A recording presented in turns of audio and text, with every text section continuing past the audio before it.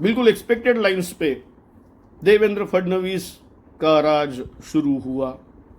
वो chief minister बने, थोड़ी सी नाराजगी दिखाते हुए अपने गांव में जाके, बाद में हॉस्पिटल में एडमिट होके, आखिर में एकनाथ शिंदे एक पॉलिटिकल ब्लंडर करने से बच गए और वो भी डिप्टी सीएम बन गए। जैसे वो डिप्टी सीएम बन गए, अजीत पवार जो कि परमानेंट डिप्टी सीएम है, कम से कम अभी उनके 10 साल हो जाएंगे as the deputy chief minister, तो वो भी बन गए। अब सवाल ये है कि वो सीएम कब बनेंगे, ये तो उनको पूछना पड़ेगा, या तो देवेंद्र फडणवीस को पूछना पड़ेगा। लेकिन वो भी एक डिप्टी सीएम, उनका भी एक रिकॉर्ड है, for maximum years he is the deputy CM. ये जो पोर्टफोलियो अलॉटमेंट होगा उसमें कोई ज्यादा दिक्कतें नहीं आएगी।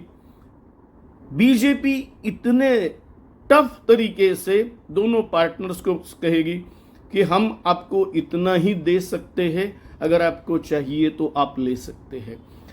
मेरे मानने से होम डिपार्टमेंट देवेंद्र फडणवीस अपने पास रखेंगे, अर्बन डेवलपमेंट एकनाथ शिंदे को दिया जाएगा और फाइनेंस अजीत पवार को दिया जाएगा। बाकी मिनिस्ट्रीज वो ये तीनों पार्टियों में बांट देंगे। इसमें कोई भी प्रेशर टैक्टिस कोई नहीं कर पाएगा।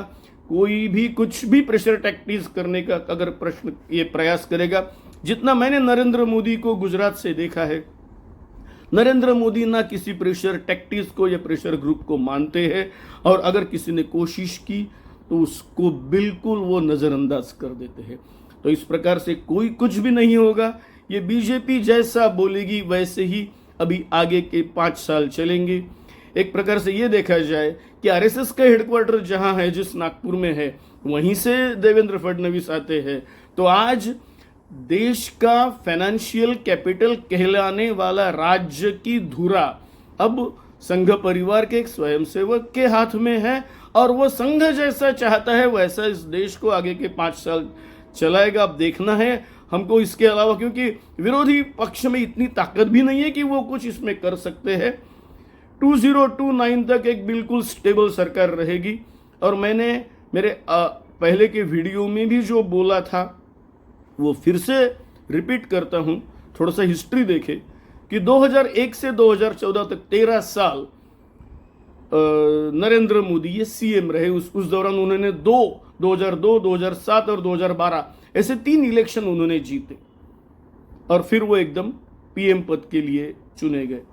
आज 2014, 2019 में भी वैसे फडणवीस जीते थे, लेकिन जो भी कोई शिवसेना को मुख्यमंत्री पद चाहिए था, जो बीजेपी देने के लिए तैयार नहीं थी, और इसके लिए शिवसेना ने एक नया अलायंस किया, जिसकी वजह से वो सीएम नहीं बन सके और बाद में 2.5 साल के लिए उप मुख्यमंत्री उनको बनना पड़ा।